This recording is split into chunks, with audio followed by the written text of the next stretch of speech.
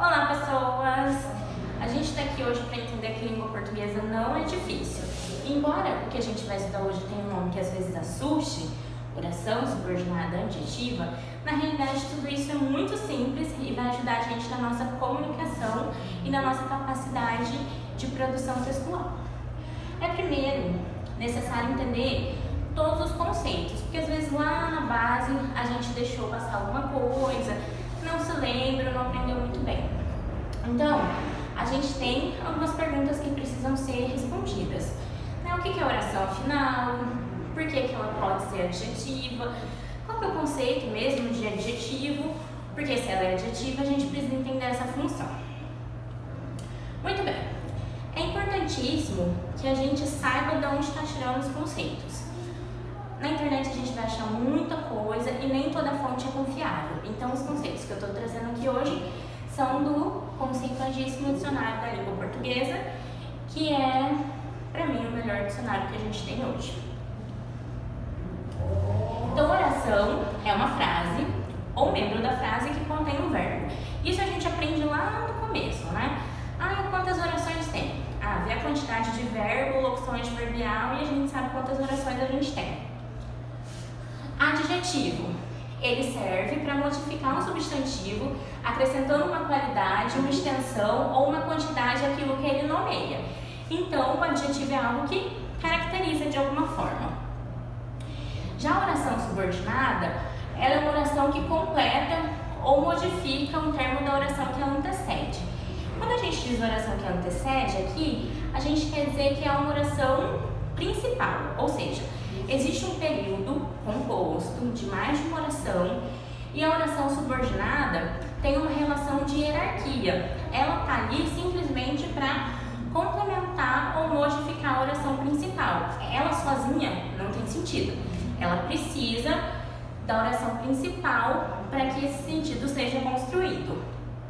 Assim, juntando todos os conceitos que a gente viu, a oração subordinada adjetiva é a oração introduzida por um pronome relativo, e isso é bem importante, exercendo em relação ao seu antecedente a função de adjunto adnominal. Ou seja, são 3 pontos que, se a gente entender, fica super fácil de reconhecer esse tipo de oração. Vai estar sempre no período composto, porque é necessário que tenha a oração subordinada ligada à oração principal, possui valor e função de adjetivo e é introduzido por pronome relativo. A gente vai encontrar muito pronome relativo que, muito mais que qualquer outro. No entanto, pode ser quem, qual, cujo, onde, de maneira que complemente e que caracterize a oração principal. A gente tem aqui 2 exemplos. Jamais teria me formado não fosse o companheirismo dos meus amigos que estudaram comigo. Então, a oração principal, ela começa com esse verbo aqui, ter. A locução, na verdade, teria me formado. E a oração subordinada adjetiva é essa que está destacada, que estudaram comigo. Ela está caracterizando esses amigos que fazem parte da oração anterior. Recebi uma mensagem da Lorena Bacarin, que é a minha atriz favorita. Mesma coisa, essa aqui é a subordinada adjetiva que está caracterizando a atriz que foi mencionada na oração principal. Até aí é bem simples. No entanto, existe 2 classificações que ajudam a gente a compreender melhor o que são as subordinadas adjetivas. Existe a divisão em explicativa e restritiva. As explicativas, como o nome já diz, elas se encontram geralmente entre vírgulas e elas trazem um melhor esclarecimento do termo a que se referem na oração principal. Então, a explicativa explica algo da oração principal. A gente tem esse exemplo aqui. Minha prima, que é tenista, ganhou mais de um campeonato. A oração principal é: minha prima ganhou mais um campeonato. E a subordinada é que é tenista, que a gente tem o verbo ser, que caracteriza a oração subordinada. A capa do meu livro, que é antigo, rasgou. Então aqui, mais uma vez, a gente está explicando algo sobre o livro que está na oração principal. É super simples e a gente vê isso com muita frequência. Essa explicação que vem entre vírgulas, geralmente com o pronome relativo que. E aí a gente tem as orações subordinadas adjetivas restritivas, que são meio que contrário das explicativas, porque elas delimitam, elas restringem o significado do que elas estão se referindo na oração principal. Então elas não aparecem entre vírgulas, elas são bem uma continuação mesmo desse termo que elas estão explicando, restringindo na verdade.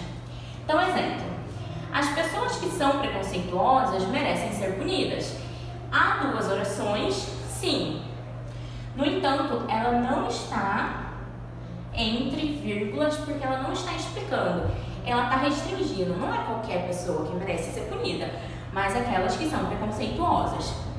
As pessoas que bebem pouca água costumam ficar desidratadas. Não é qualquer pessoa que fica desidratada, mas sim as que bebem pouca água. Portanto, ela está restringindo essas pessoas. Há milhões de pessoas, mas aqui uma restringe as preconceituosas e a outra restringe aquelas que bebem pouca água. Aqui a gente tem uma situação em que frases muito semelhantes possuem significados diferentes. Uma restritiva, outra explicativa. Quando eu digo, minha tia que está na Europa me comprou vários presentes, esse é um sentido restrito. Você, provavelmente, a pessoa que está ouvindo a minha frase, provavelmente sabe que eu tenho mais de uma tia e que, portanto, eu preciso caracterizar qual é, restringir, limitar sobre qual das minhas tias eu estou falando. Então, a minha tia que está na Europa me comprou vários presentes. Então, eu pego um universo que há mais de uma tia e restringo a essa em específico. Já lá de baixo, minha tia que está na Europa me comprou vários presentes. Existe uma tia só, mas existe uma explicação de onde ela estava, porque ela pôde me comprar esses presentes. Então, quando eu tenho essa explicação, ela vai entre parênteses. O que é muito importante é que a gente saiba que a língua portuguesa não é difícil e que ela exige da gente apenas uma capacidade comunicativa e, com isso, uma produção textual. Eu posso, às vezes, me deparar com alguns exercícios que são mais tradicionais e que eu vou precisar classificar essas orações. Mas o importante é que eu saiba usar, quando eu estiver fazendo um texto, as vírgulas, se eu quiser dar uma informação explicativa, que eu saiba usar uma subordinada restritiva de maneira que eu não me equivoque e coloque uma vírgula e que eu saiba entender as informações quando eu as leio. Então, a gramática, a língua portuguesa de modo geral, ela tem que ser contextualizada. Não adianta só saber classificar, o importante é a gente saber usar. E de certa forma a gente já sabe algumas coisas intuitivamente, afinal de contas a gente cresceu falando a língua portuguesa. Por hoje é só, até a próxima e não se esqueçam, língua portuguesa não é difícil.